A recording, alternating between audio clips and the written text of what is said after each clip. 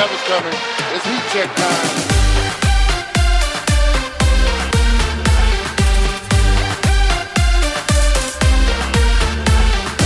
Welcome to Heat Check. I'm your host, John Gonzalez, joined as I am every week by our producer, Isaac Lee. What's going on, Ice?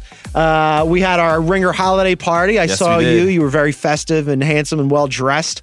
I meant to tell you a story, though, at the party, and then we got lost because there's a lot of people. Right. So before the party, I was out in Santa Monica. I was doing a little holiday shopping, right? Mm-hmm. And I'm walking across the street. And I hear, I have my headphones in, so I'm not, really paying attention. I guess this guy had been, calling after me.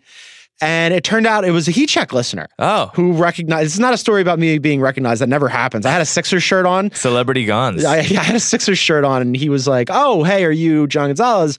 And I said, yes. And so we started talking. And he wanted to give us some constructive criticism about the program.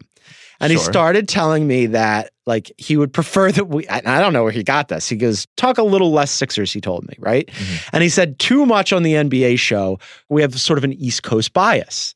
And he mentioned Simmons, and he mentioned Chris Ryan, and he mentioned how we talk a lot of Celtics too. And I'm like, these are all fair points. And he started saying to me he wants us to talk more Clippers. Okay. And he broke this down. He's got Clippers season tickets. Yeah. And he's going on about Jerry West and how Jerry West is really smart and SGA is good and Tobias Harris is having a good season. Uh-huh. And he's deep diving into Doc's decision making. Wow. This guy really knows what he's talking about. Did you just run into me on Santa Monica? It was basically you. So I'm like, okay, this guy, he pulls me aside. He's making really good points. All of these are fair, right? So I'm like, okay, I'm going to take this all under advisement. And he's on a bicycle, right? He's just leaning up on his bicycle. So he gets on his bike and he starts to bike away. So I shout after him, hey man, go Clippers. And he looks back at me, doesn't stop, just keeps going, but looks back and he goes, oh, I'm not a Clippers fan. I'm actually a Lakers fan. What? And I'm like... What? I'm like, this is perfect. That makes it even better. So shouts to Dave. Dave is his name. Dave had a lot of really good points. No shouts to Dave, actually. Dave, the actual Take Lakers all those shouts fan. back. It was incredible. What the heck? It was incredible. Way to go, Dave. I want to say to Dave, thanks for listening. Thanks to the rest of you for listening. Please rate and review all of us here at the Ringer NBA show, if you wouldn't mind. And also, please check out all of our great content on theringer.com. We've got Zach Cram on what the NBA schedule tells us about who's real, and what's not. We've got Paolo on the 3-team trade that didn't happen and the 2-way trade that did happen between the Suns and the Wizards and the Grizz who got left out. We've got KOC's early primer for NBA trade season. And this is not about the NBA, but I highly recommend it. Michael Bauman went and wrote about Gritty, the Flyers mascot, and everybody in Philadelphia is absolutely over the moon for him, as is the internet, so please go read that. But we're going to break down all of the Friday night madness about the trade that didn't happen and then the trade that did happen. Tjarks will be here later on in the program to do the Suns and the Grizzlies side. But first, we need somebody to do the Wizards side. And who else would we possibly bring in than the guy who's one of our favorites here at Heat Check? Let's do it. Boom shakalaka! He's heating up. He's on fire. All right, joining me on the other line, as luck would have it, as Providence would have it, we had him scheduled already to appear on this program today. And then all of a sudden, out of nowhere, the NBA gifted us the perfect topic for him from House of Carves and Shaq House. Everybody get ready for this. It's Joe House. We are the champions, my friends. I mean, we did you see what happened, Gonzo? I was texting with you, and I thought to myself, we're gonna need to strap him down, and maybe as long as you don't want to put me in a straitjacket, as long as you're not trying to lock me up, put me in a room with soft walls. Yes, we're gonna have to buckle him down because there's no way that he's gonna be able to do this normally. This is a lot. A lot of things happen with this trade that didn't happen with the Wizards and the Grizz and the Suns on Friday, and then the trade that actually did happen afterwards with just the Suns and the Wiz. Which one do you want to do first? You want to do the deal that didn't happen or the deal that did? Well, let's first celebrate. It's such a rare occasion. I can't remember the last time I had this opportunity. My hometown team, the local Almost Bullets, won the NBA Friday night. That was our 82-0. Can never be topped. It was the Bulls, the Warriors. You could talk about dynasties and legacies.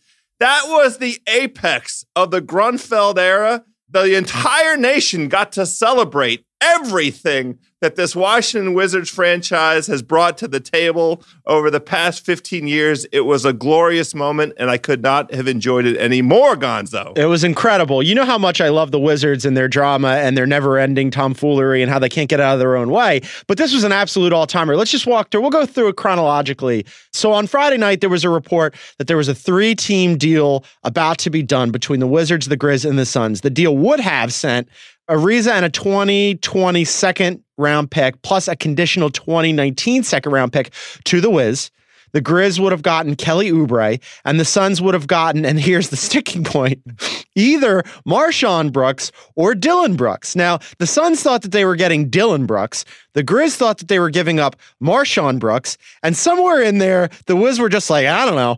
And apparently, according to Memphis, general manager Chris Wallace, he said that they did all their dealing through Ernie Grunfeld and the Wizards as the conduit. And the Wizards say that's not true. They say that between them and the Suns, there was no confusion. But the Grizz say that there was very much confusion. And here's where it gets really crazy.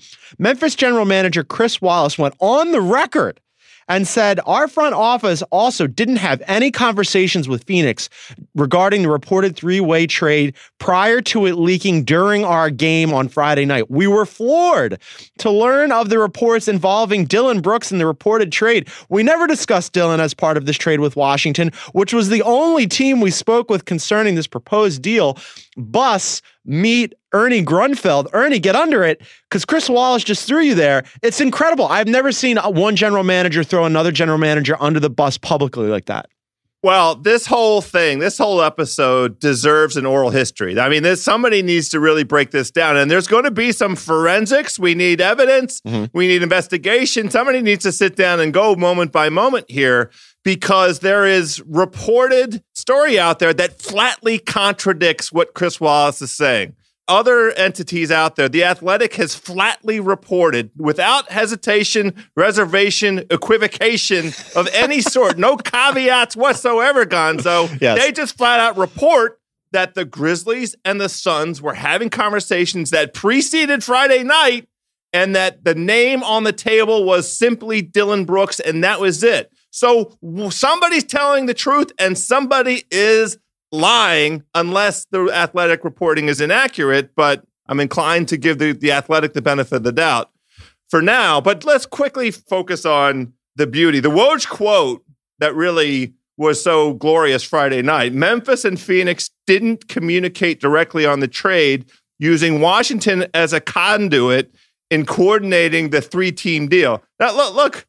Gonzo, using Washington as a conduit, that's how Phillip Rivers has 9 kids. I mean, what are we talking about here?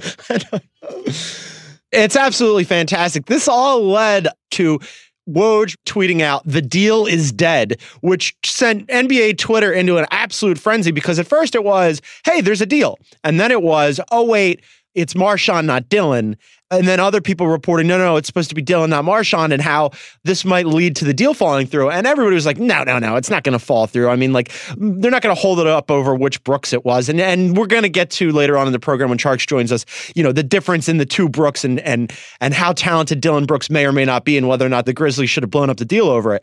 But all this confusion led to an actual deal falling through. And then on top of that, all this like infighting, which is just absolutely incredible. I've never seen anything like it. I've never seen a deal creator like this. I've never seen general managers go at each other like this. And then on top of that, the Wizards obviously were hot after Ariza, who they then go out and do an actual deal the next day. They cut the Grizz out of it. Fantastic. Love it. Super petty. Excellent. They get Ariza for Oubre and Austin Rivers. So the deal finally goes through. How do you feel about it?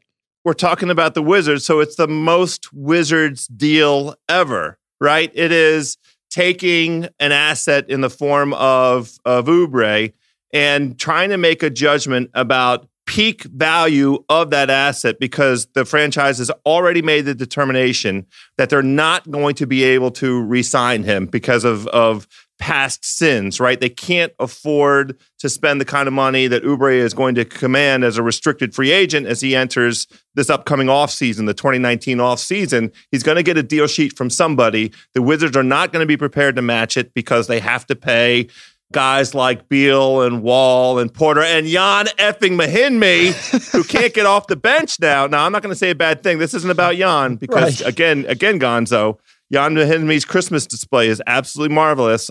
I went to the Lakers Wiz game last night. I made the folks that drove me drive by Jan's house on the way home so we could all admire that. I want you to send me pictures of this because I think about it all the time. Tis the season.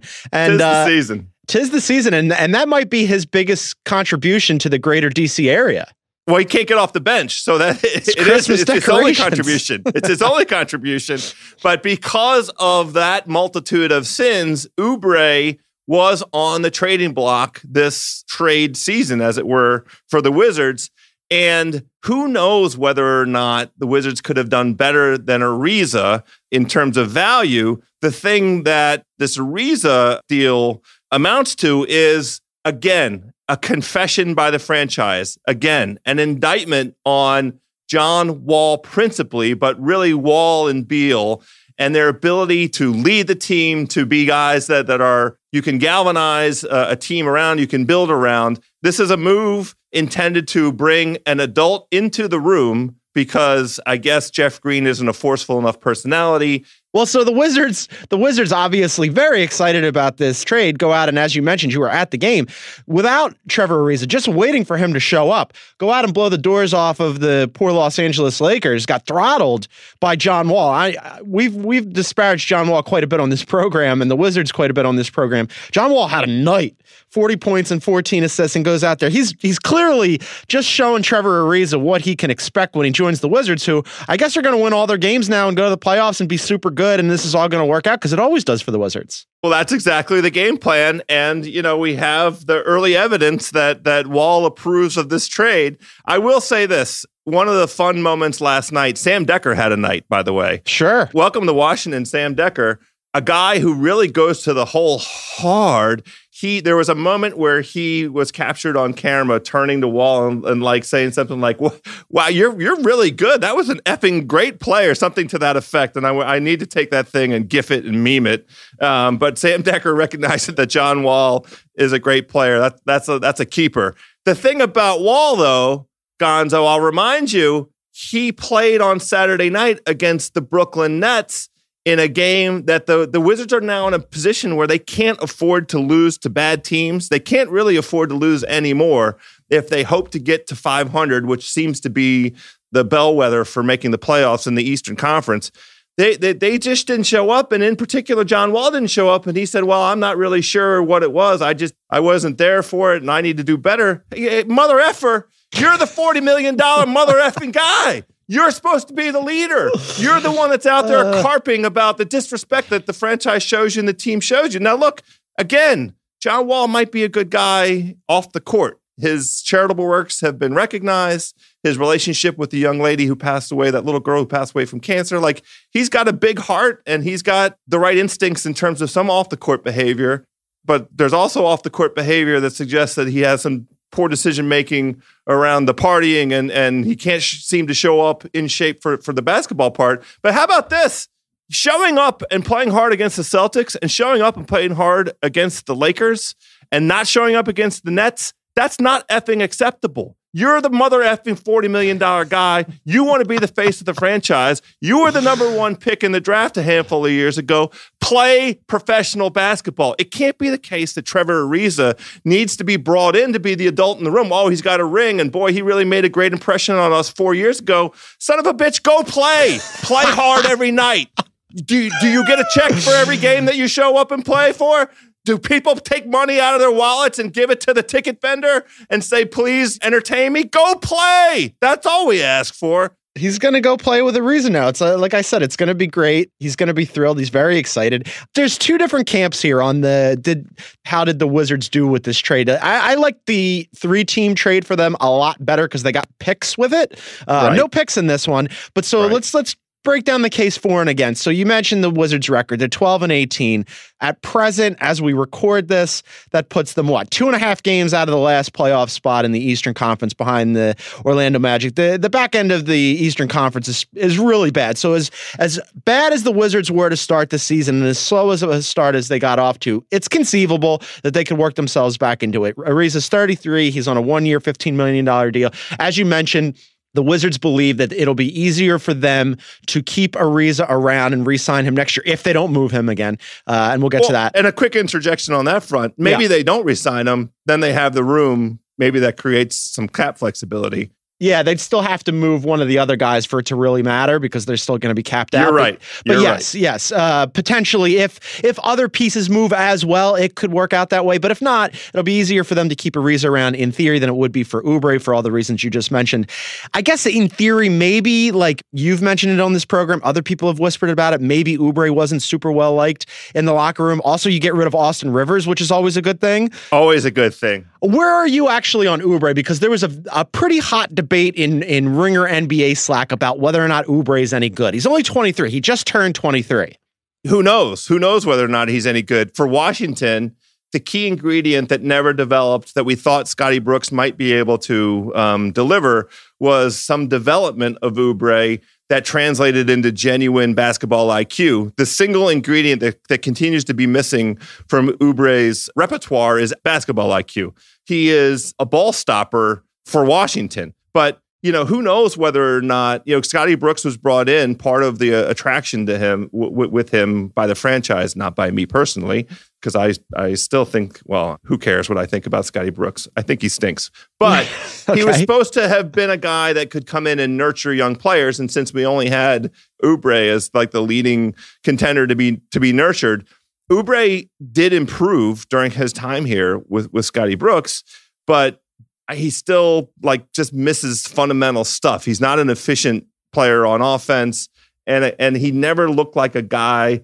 who was comfortable on the court, who knew what he was capable of and was capable of taking games over. He was always just an energy guy, just a guy who could show you a flash defensively, and a guy that sometimes had the right instinct to go to the basket, but sometimes took bad shots that bounced off the back of the rim. So he may yet be good. Who knows? He's 23 years old. He wasn't going to get any better here in Washington, and there was no reason for Washington to make the investment to find out.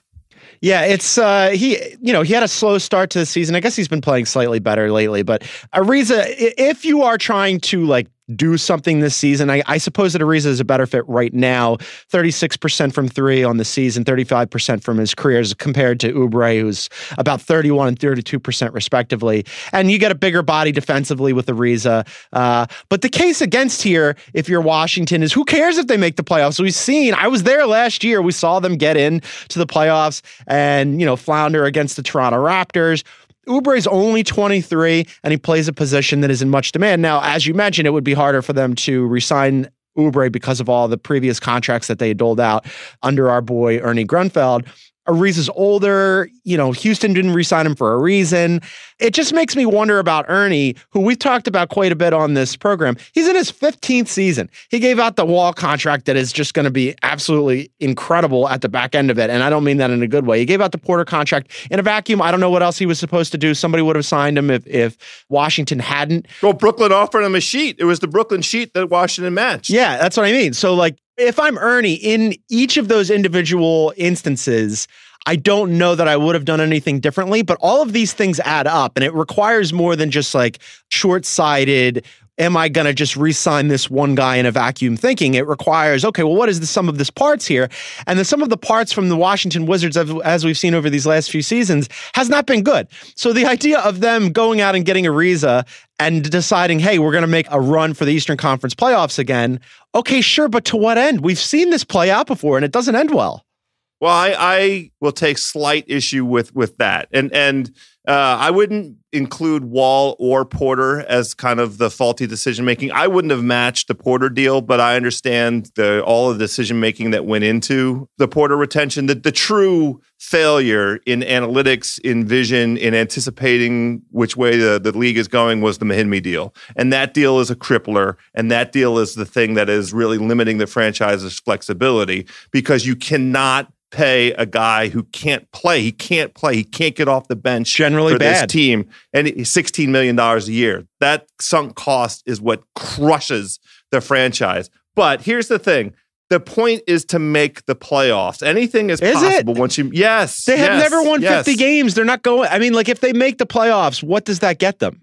Honestly, like, what does it get them? What did it get them last year? Reps, opportunities. The playoffs are transformative. It is the thing. There's no not teacher. For them. There's no professional development like the playoffs. They won 49 games 2 years ago, and their record was not much worse. I think the records are pretty comparable through this stage of the season. I'll look it up. Through 30 games, I think that they were closer to like 14-16 maybe, or 13-17 in the 16-17 season when they won 49 games. And then they went on a run and they won a whole bunch of games. And that was the season that they took the Boston Celtics to Game 7 of the Eastern Conference semifinals, right? They didn't make it to the conference finals.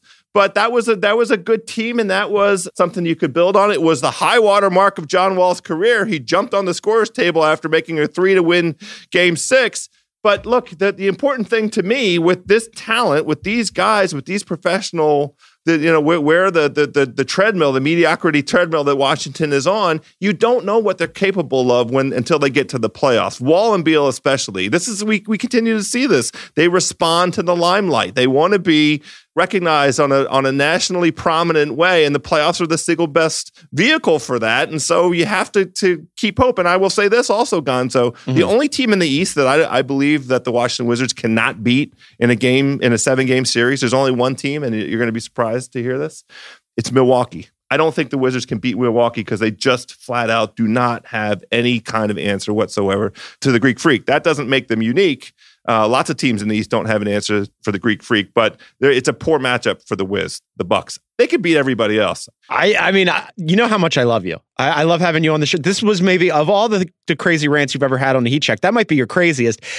What the hell are you talking about? There's no what. Listen, if they make the playoffs, it gets them exactly nowhere. You talked about the best performance they've had is Game 7 in the Eastern Conference semifinals. Jesus Christ. You can't see it right now. I'm taking off the hat I'm wearing, and I'm putting on my Kevin O'Connor hat, and I'm pressing the blow it up button. Like, the Washington Wizards should not be trying to squeeze in as the 8th seed in the Eastern Conference because it doesn't get them anywhere. And the idea that, like, the Bucks are the only team they can't beat, they're so far behind the Raptors, the Bucks, the Pacers, the Sixers, the Celtics. The Washington Wizards is currently constituted and as organized by Ernie Grunfeld are a team that is just fodder. Put them in the cannon and blow them out, and nothing's going to happen with this team. Like, I don't understand it. I don't understand what they've been trying to do. Like, I get, again, individually in a vacuum, putting this core together, but it doesn't work in actual execution. Maybe in theory it makes sense, but in reality, we've seen the results. We've seen what happens, and like adding Trevor Ariza is not going to do shit for them. I don't know. Me personally, one, I can't believe Ernie's still around. I'm sure he's a perfectly nice guy, but I don't get it. It's year 15, and bless his heart, he's GM in perpetuity, I guess. It's a lifetime appointment. But I'd clear house on everything. Just reset the whole damn thing. Well, it's still a possibility. The trade deadline is February the 7th. We're going to see if they right the ship between now and February the 7th. And they've acknowledged that everybody's on the table. Now, if they go off and win, 15 of the next 20 and then put themselves back, the rightful place for this Washington team based on talent and what is yet to be determined with the roster, because they only have 13 players right now. They still have to get a couple more bodies, and there's Otto Porter's undergoing an MRI today, and Dwight Howard is a sunk cost. We need another big body. There's a gentleman named Thomas Bryant that is the starting center for the Washington Wizards. Are you familiar with Thomas Bryant? Sure. Yeah. I guess our backup center is... He got 28 minutes last night. And he deserves them because he works his ass off. He hustles. It's such a departure to see a guy like that running up and down the court. Listen, when you've got Thomas Bryant on your team, I guess you have to make a push for the playoffs. You owe it to the Wizards when you've got a guy like Thomas Bryant to do all you can do to get into the playoffs. Well, look, there are deals to be had out there. Keith, I'm ready to, his expiration date is come and gone as far as I'm concerned. If there's something creative that can be done with Otto Porter, I'm fine with it. We need another big body or two. I think that there is another highly cynical, radical move out there for this Washington franchise. And I'll just go ahead and tell you. Tell me. As you look at the trade deadline and look at teams that are in distress and duress and that might be in a mode to blow it up, the most Grunfeldian move out there is something like a player that fits the description of Hassan Whiteside. Sure. That's the kind of move that you expect. So you would have Ariza, Whiteside, Wall, Beal, and then, Jeff Green, Decker, something that fits that. We need a backup point guard, and we need another big body to help poor Thomas Bryant and the 30 minutes a game that he's out there running his ass off. I want to amend my previous statement about how they should blow it up and all that. That was my earnest take. My general heat check, I write for the Ringer take is I love the Wizards and I hope they never change. And I want Ernie Grunfeld to be in charge forever and ever, because for the rest of us, it is incredibly entertaining. You hit it on the head at the beginning of the program when you said, Friday night was an all-timer. It really, truly was. I love it. I mean, they are endlessly entertaining. As a Wizards fan, though, how do you feel about your owner and your general manager? Do you feel good? No. What are we doing? What the hell's going on with this franchise? Here's the thing. Here's the conundrum, right? Yeah. They gambled on Wall when they offered the mega extension to him. What they had staring them in the face was a body of evidence of the level of player, a level of excellence that they've seen in front of them. The gamble was whether or not he was going to turn into the kind of guy that could be a number one guy, like a leader kind of guy.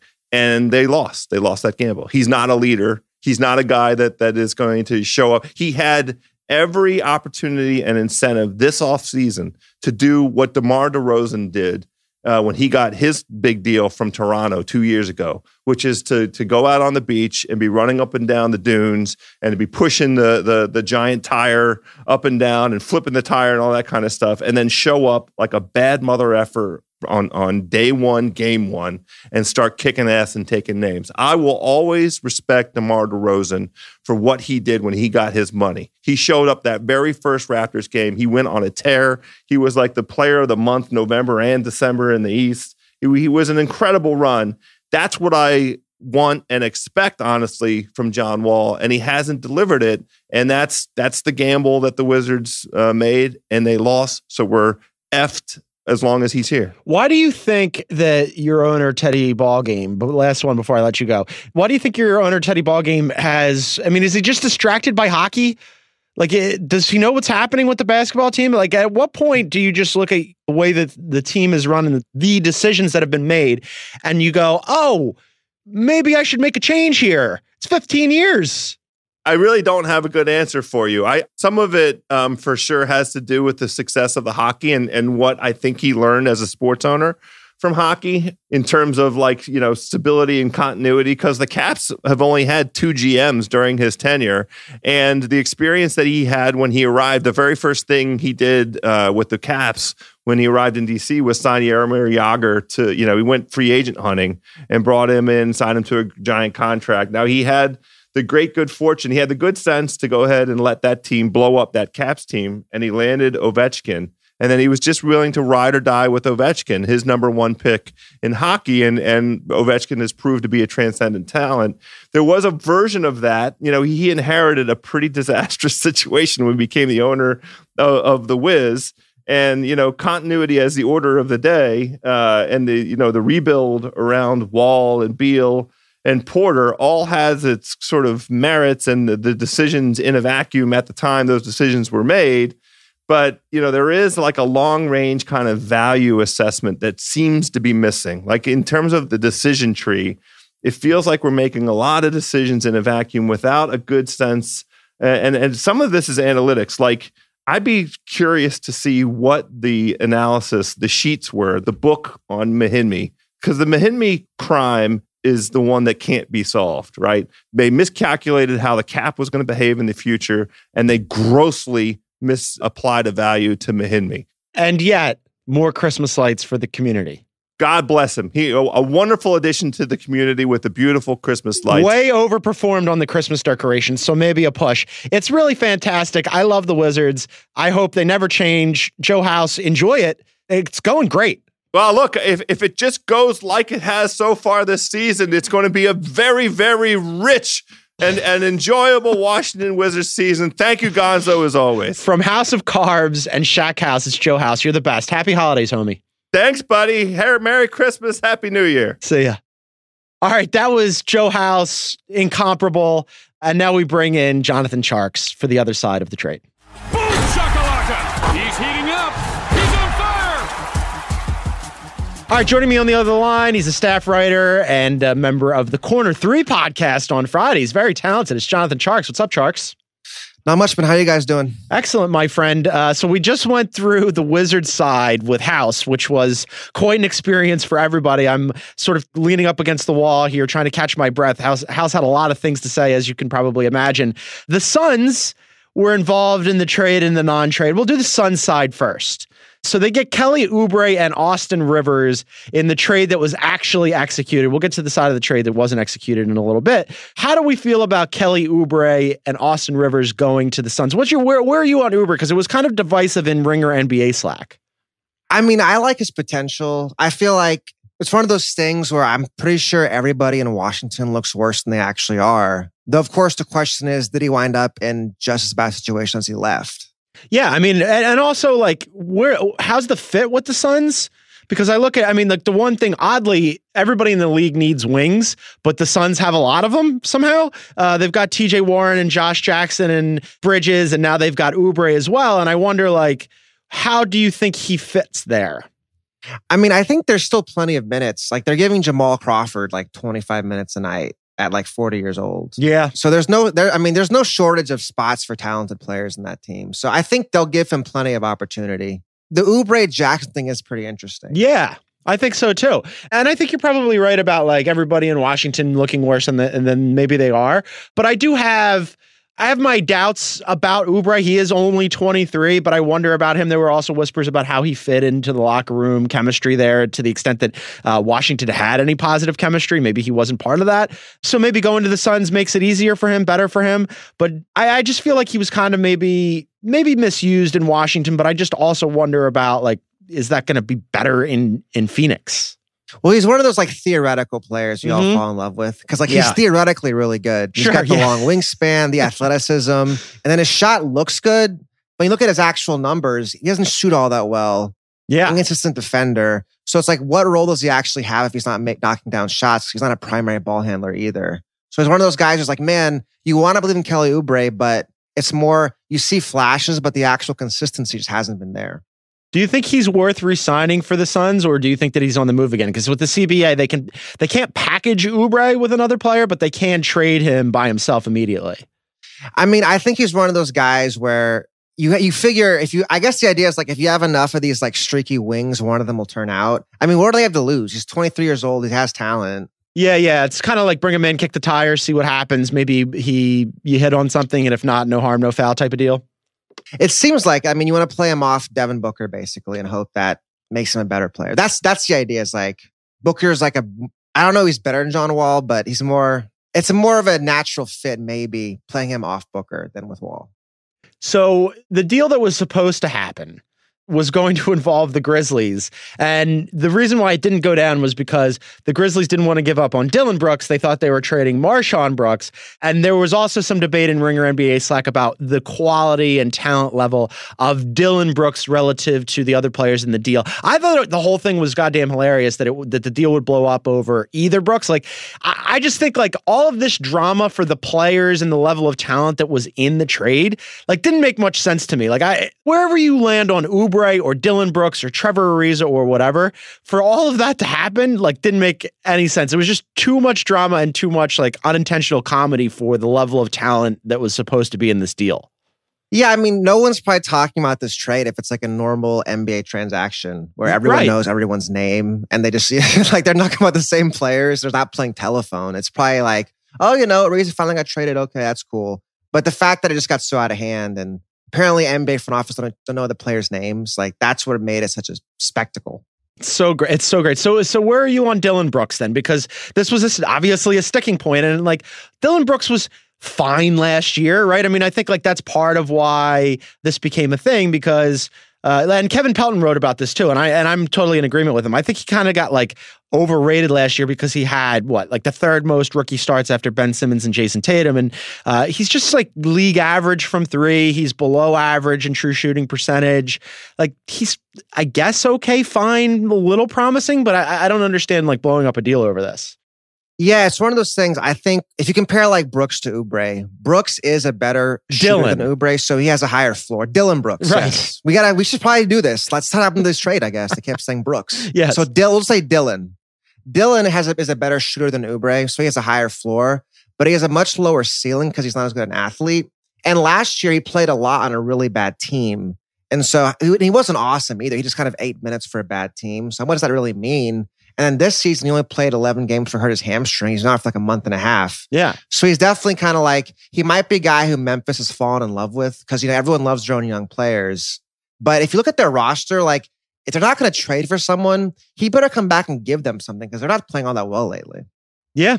Wherever you land on Oubre versus Dylan, this is deep in the weeds now if we're talking Oubre versus Dylan. Yeah, Brooks. that's what I mean. Like at what point this conversation must have been amazing between these three teams. Like truly, truly amazing.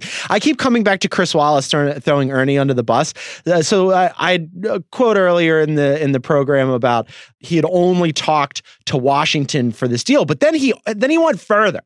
And he said he came out and he told reporters, what happened Friday night was unfathomable. I've never experienced this before. It forced me to do something I've never done in 30 plus years working in the league with 7 teams, is to drag 2 players out of a locker room and tell them they've been traded, and then eventually have to come back and tell them, oh no, you haven't been traded. Marshawn actually did pretty well with this. He's like, look, it's a business and what are you going to do and blah, blah, blah. Marshawn's happy to be in the league. He's in China last year. He's like, all right, whatever. As long as my check still goes through. I'm yeah, good. but can you imagine if you're Marshawn Brooks because you just found out that your team doesn't want you and that nobody else wants you either? I'm saying Marshawn was in China last year. He knows the deal. He's like, get the NBA check, get the NBA pension. Like, he's not worrying about it too much, I don't think, anymore. He's been on the block a few times. What does this mean? I mean, so obviously the Grizzlies are trying to add on the wing, and they should. They've been trying to add on the wing forever and ever, and they haven't been able to find anybody good for quite a while. And Oubre, in theory, on kind of what you said about how he's a theoretical player, in theory, he would have been a theoretical fit for what the Grizzlies are looking for. But does this indicate to you that they're trying to add and they want something else and they'll have to just go find it somewhere else with somebody else now? I mean, I think they have to. Yeah. Like, if you look at, they're tied for the 8th spot with Sacramento and Portland. Yes. They're basically at a 0-point differential. They've got no depth. They're counting on Marc Gasol and Mike Conley in their mid-30s to stay healthy all season, carry them on offense and defense. They're stretched pretty thin. Like, they're overachieving and they're 16-13. So they probably have to make a move at some point, I would think. The nice thing about it, too, if they traded for Oubre, he helps them theoretically now and gives them a young piece with Jaren Jackson going forward.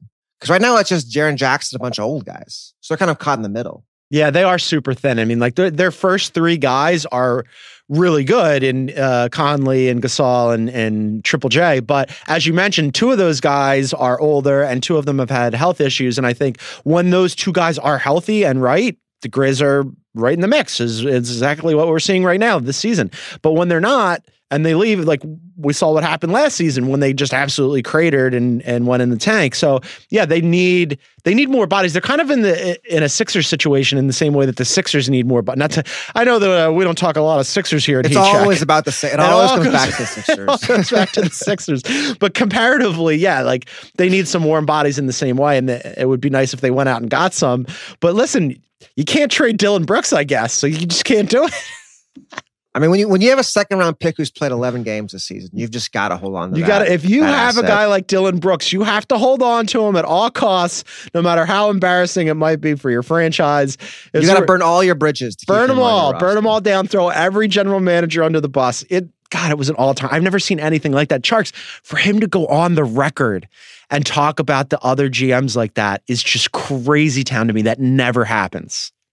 Yeah, I don't know the mechanics. I was just surprised that they wouldn't have talked to Phoenix. Right. Like, why would you not make the phone call? Hey, just to see, hey, how did, just to talk about players and draft. It's just bizarre to me that was never even, that Grunfeld was in the middle of that the whole time. I don't know the mechanics of trade. That seems weird to me too. Well, I mean, somebody's lying here because the Suns and the Wizards dispute that story, right? So either Chris Wallace is on the record throwing them under the bus and being like very heated about it, or he's lying.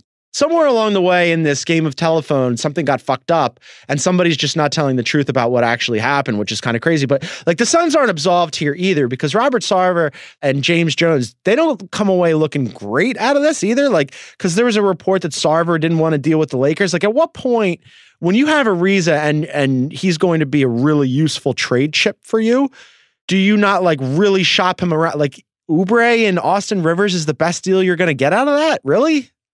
Well, I mean, he's like a 34-year-old wing, right? On a big old contract. So, I mean, it kind of makes sense. Now you've turned him into a cost-controlled, a young wing you have under his contract for a long time when Oubre. So it kind of makes sense. It just seemed like with the Lakers, Sarver was like, I can't trade to the Lakers again if I let Tyson Chandler go. Like, he's so obsessed with how it's perception and not like just making his team better. You're the Suns. Nobody cares. Nobody cares. Literally, like we're trying to build a new stadium. Apparently, did you see that whole thing going down in Phoenix? Yeah. I mean, like people want them to stay, sure, yeah, and they think he's potentially going to move them, and he keeps saying he's not going to move them, and people were all heated about it. But like that's like the most animated anybody's been about the Suns in like quite a long time. My point about Trevor Ariza, though, is I think he's a more valuable piece than you're giving him credit for. Yes, he's 33 years old, and the Houston Rockets said goodbye to him because they didn't want any part of his $15 million deal with the Suns. But it's a one-year deal that's expiring, and also he can help a team that's potentially a playoff team. I guess the Wizards think that they could be, and maybe they can be, but as I said to House... I mean, in the East, why not? Right, but as I said to House, like, what does that get them? Who cares if the Wizards make it into the playoffs just barely? They're not going to go anywhere. Who cares about that? Ernie Grunfeld cares about that. Clearly. God bless Ernie Grunfeld, my favorite general manager in league history. But I just think like if you really did your due diligence and like shopped around the NBA, like I think you would have got more bites than just, hey, let's do this right now because we can and we'll ship him to the Wizards. I think you could have probably done more. At least you could have gotten like maybe a pick or something out of it. They almost did. Yeah. What? The picks would have gone to Washington, right? It's just hard to keep track of all of it, but I believe in the original trade that the picks have all gone to Washington. They would have gotten the two guys from the Grizzlies, Selden and the unnamed Brooks. And Brooks to be named later, right?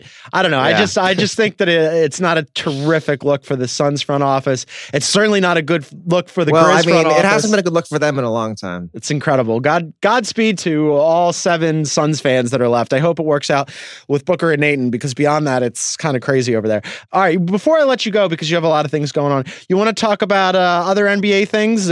We have the Kings and the Knicks come to mind. There was a Knicks story, and then Dave Yeager in Sacramento made some more news. Oh, yeah. I saw he shouted out my guy, Luka. He shouted out your guy, Luka. Can you imagine if they had Luka on that squad right now? I can see why he's upset. Let me give you the quote here. So this is pretty fantastic. In the same way that I was sort of floored by Chris Wallace going on the record and saying what he said, I was similarly floored by Dave Yeager going on the record and saying what he said. If you missed it, Kings head coach Dave Yeager on Luka Doncic, quote, perhaps there was an idea that there was a ceiling on him. I don't see it, unfortunately for us. But he's great for them and he's great for our league. I'm going to translate on this one. That is not only just shouting out Luka, it is really giving heat and roasting both Bagley and the Kings front office at the same time. Yeah, I think Yeager must be planning his exit. He's thinking, okay, me and the Kings front office, we're not doing too well. We're doing well, so like if they have a good season, right, he can get a job somewhere else, they fire him. And it's like, look, man, these guys didn't draft Luka. If I had Luka, imagine if they had Luka and De'Aaron Fox in the same team. That'd be a really interesting squad going forward. It would be fantastic. I would love to see them together. He obviously would love to see them together. He said the quiet part loud. To say that on the record is, I mean, you've got Bagley on your team and you've already had a dust up with Brandon Williams in the Kings front office where you tossed out the assistant general manager from your practice and it had dueling leaked source reports to different publications. Things in Sacramento could not be more dramatic and uncomfortable right now. Yeah, I think if you're the Kings head coach and you've got a good season going, you're like, let me cut bait while the thing is good, like Mike Malone, right? Also, I'm going to go on a high note, get a job somewhere else. Like, when you have a good season in Sacramento, you get a job somewhere else out of that. And then let's just get out of here before this thing collapses on me. I mean, I respect Dave Yeager. I think he's done a really good job. I think he's a good head coach. When you say, let me get out of here, and I think you're right that he's sort of angling to get out of there. But if he does, Like if you're another organization and another front office and you see the way that he's handled this situation, doesn't that give you a little bit of pause? Yeah, I mean, to give y'all go way back when he was in Memphis, he would always bring up that they drafted Jordan Adams over Rodney Hood, which, like, looking back on it now is also kind of funny. Like, okay, it's great, right? What are we talking about? Oh man, that's fantastic. So yeah, I mean, I guess he's thinking one job at a time. But yeah, you have to wonder about a coach who's that willing to air out his own front office for whatever mistakes they made. All right, last league thing here that we should probably just touch on real quick. There's a big piece on ESPN about James Dolan. Did you get through that? Yeah, I saw it on stock. We've been talking about it today. Honestly, it sounds kind of hilarious. Like him playing the guitar on the team plane as they're like leaving, as they lose games. Like I'll do whatever the heck I want. Like that's funny to me. Yeah. So there's any number of anecdotes in this story that are interesting, and I recommend that everybody go and read it. The one that Tjarks is referencing there is that there's a story that even after losses on the team plane, that James Dolan would be playing his guitar, and people would be like, "What the fuck is he doing?" Now he denied that.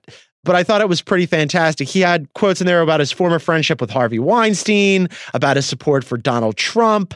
There was a thing in there that I found fascinating where, like, so the Knicks forever and ever have been, to pull back the curtain on, like, the reporting in NBA circles, the Knicks have been notorious for their, let's say, dicey, uncomfortable relationship with the media.